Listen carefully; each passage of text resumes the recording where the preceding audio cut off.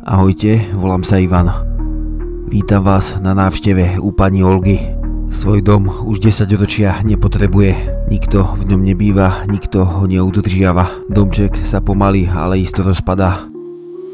Pani Olga zanechala svoj domček plný rôznych, no bezcenných vecí. Všetko, čo sa dalo speňažiť, zlodeji a vandali odniesli preč. Budova ostala pootváraná a nestražená dlhú dobu. Rôzni prieskumníci miesto navštevujú už roky. Fotografie na jednej zo stien sú stále zreteľné. Bola alebo je to Olgina rodina. Narodila sa pred viac ako storočím. Ľudí, ktorí si ju pamätajú, už veľa nie je. Ako sa hovorí, človek zomiera dvakrát. Prvýkrát, keď jeho srdce prestane byť. Druhýkrát, keď vyjasne posledná spomienka v mysliach ľudí, ktorí ho poznali. Strop je z polovice obtkaný pavučinami. Nalepil sa naň prach. Získali nádych sivej až čiernej farby. Divný zvyk závesí na stene. Na posteli leží sklo, šťastie zaprášené, šťastie rozbité. Pôvodne zakrývalo stolík. Myslím, že ho premiestnil jeden z návštevníkov kvôli lepšej fotografii. Ako každý starý opustený dom, ani tento nie je výnimkou. Vždy sa v ňom musia nachádzať aspoň nejaké vianočné ozdoby. Často väčší či menší vianočný stromček a samozrejme nejaké svetielka, no nikto sa z nich nebude tešiť ako rodina pani Olgy počas sviatkov. Strecha nevydrží na veky, už teraz vidno na strope flaky po presakujúcej vode, ktorá ničí všetko, kadiaľ preteká. Buď dom prejde rekonštrukciou, alebo sa zrúti. Každopádne veci pani Olgy skončia buď pochované pod suťou, alebo na smetisku. Kalendár s náboženskou tématikou nemôže chýbať. Bola iná doba. Kalendár bol vytlačený pred viac ako 10 ročiami v roku 1990, ešte počas Československa. Keramické vypínače vymizli. Nepoznám nikoho, kto by ich ešte mal namontované. Opúšťam obývačku, pokračujem ďalej do malej kuchyne. Na prvý pohľad je zjavné, že miestnosť prehľadali nie jedenkrát, ale desiatky krát. Všetky veci rozhádzali, takmer nič nie je na svojom pôvodnom mieste. Stále tu ostali aj osobné veci, pohľadnica alebo prianie k Vianociam. Pamätný obrázok z Luhačovic. Bol som tam nedávno preskúmať chátrajúci hotel, ktorý je súčasťou kúpeľného mestečka. Na stenách stále visia nejaké dekorácie, no Ježibaba nepatrí príliš k svätým obrázkom. Budova je ich plná. Priestor kuchyne nie je nič špeciálne, väčšinou len zvyšky starého riadu či prázdne obaly z rôznych potravín. Kuchynský sporák malý plynový, naberačka ešte železná.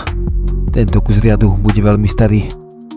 V hrnci niečo bolo, niečo sa odparilo, možno posledná polievka navarená pani Olgou pred rokmi.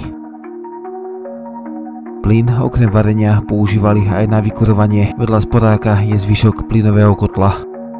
V budove nie je odpojený len plyn, ale aj elektrika. Kuchynský sekretár, vlhkosť drevo poškodila. Dvojica peňažiniek, objavuje sa na nich pleseň, biele bodky. Vo vnútri nič nie je, poklad som zase nenašiel a v pondelok budem opäť musieť ísť do roboty. Nestačí, že drevo v dome ničí vlhkosť, k ničeniu sa pridal aj červotoč. Žlté miesta je drevný prach, ktorý vyprodukoval, čo chvíľa sa rozlezie po celom dome a napadne všetko, čo je z dreva. Vstúpil som do vedľajšej miestnosti, nezvyčajné, v strede je klasická, obyčajná vaňa, naproti nej posteľ a vedľa lehátko. Miestnosť bola využívaná ako kúpeľňa, taktiež ako spálňa či sklad. Umelý obklad chrániaci stenu pred vlhkosťou sa už časom rozpadá do doby, to isté aj stena za ním. Lacné prerábky starých domov sú zvláštne, čo bolo v minulosti tolerované je dnes nemysliteľné. Vaňu v obývacej miestnosti môžeme vidieť len v zrúcaninách. Je to len lesklá kachlička, už som si myslel, že som našiel iPhone 16 Pro. Bolo prázdne regály v skrini, ale to najdôležitejšie ostalo, toaletný papier. 100% recyklovaný, zvláštne v prerobenom domčeku nemali miesto na zvyš. Kto vie, koľko rokov by trvalo, kým by sa topánka rozpadla úplne, že by z nej ostal len prach. Záchod je približne meter od postele, rovnako ako vaňa, aj keď je oddelený dverami. Na stenách sú nejaké korene spoločné s plesňou, ťahajú sa skoro až do záchodovej misy. Scéna ako z amerických seriálových filmov o apokalypse. Naozaj si neviem predstaviť, ako túto miestnosť, túto časť domu používali, alebo tu mali len náhodne poukladané veci, ktoré sa do iných častí nevošli. Nátačky pani Olgy aj s košíkom, aj ten sa už rozpadá, zožrali ho mole. Divný výklenok len tak v stene, aspoň mali o poličku naviac. Viac miesta, kam mohli porozkladať zbytočnosti, ako fotografie či pohľadnice, mačiek alebo psov. Možno to boli ich domáci miláčikovia. Múr budovy sa začal rúcať, cez dieru dovnútra presvitá svetlo. Kruhy obkolesené prachom, niekto z poličky niečo zobral, miesto je stále navštevované rôznymi prieskumníkmi. Nočná košela pani Olgy zakrýva lekárničku, je v podstate prázdna, len pár obväzov a nejaká poloprázdna tuba. Mohutná varecha na varenie halušiek alebo bytie detí. Minifajka, feťácké vybavenie, myslím, že nepatrilo pani Olge, ale niekto si ju tu zabudol, niekto z návštevníkov myslím. Vchádzam do ďalšej miestnosti, opäť sa nedá určiť, na čo konkrétne slúžila. Je tu posteľ, ale aj jedálenský stôl, taktiež klavír, akoby nejaká detská izba 30-ročného dieťaťa v mama hoteli. Všade sú porozkladané sväté obrázky, asi z Ježišovho príbehu, taktiež jeho portréty. Možno to súvisí s chlapíkom z fotky zo začiatku videa. Možno syn pani Olgy bol kňaz. V minulosti každý chcel, aby jeho dieťa bolo kňaz. Spočiatku boli na ňo hrdí, ale keď zistili, že ministrant im vnuka neporodí, asi zmenili názor. Je to len môj výmysel, rodinné pomery nepoznám, nič okrem fotografií som si nevšimol. Starý klavír v rohu miestnosti je poškodený, zničila ho hlavne vlhkosť. Vrchná dýha sa odliepa, asi by sa dala ešte zachrániť, no to by musel niekto chcieť a mať na to dôvod. Keď stlačíte klávesu, klavír vydá stále zvuk, zatiaľ nie je úplne zničený.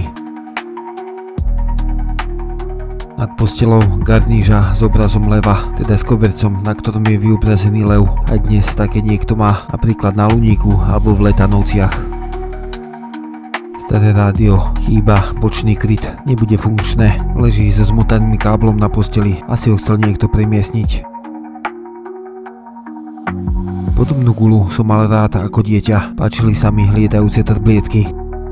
V tejto guli sa už nič netrbliece, aj vody je voľako málo, bude stará ako dom samotný. Na zemi som objavil okuliare pani Olgy, riadne hrubé sklá, na sklonku života už skoro nevidela. Náhrdelník, trochu zvláštny, v koľkom roku sa nosilo niečo podobné. Všimol som si na stene dvojicu fotografií, je na nich rovnaká žena, na čierno-bielých fotkách vyzerá šťastne, dúfam, že mala rovnako šťastný život ako sa tvári. Noviny a časopisy z roku 2001, tehotná pani Bernasovská, dieťa, ktoré čakala, bude už dospelé, netuším čo robí teraz, v telke som ju už dávno nevidel, ani nečítal o nej nový článok. Asi na 100 sekundy som myslel, že na mňa pozerá ozajstná mačka, a to je len vystrihnutá, vedľa nej je ešte jedna, to akože malo odohnať myši, alebo len vystrašiť návštevníkov. Vchádzam do poslednej malej miestnosti v dome. Rozbitá hlava pani Márie, malá miestnosť slúžila ako sklad alebo špajza. V policiach stále ležia 10 ročia neotvorené kompóty. Ovocie vo fľašiach získalo nádych, netypické farby, nebude jedle. Na jednej z políc som našiel vysvedčenie pani Olgy. Prežila prvú aj druhú svetovú vojnu, ťažké obdobie. To by bolo na dnes všetko. Dúfam, že video sa vám páčilo a uvidíme sa na budúce na ďalšom zaujímavom mieste.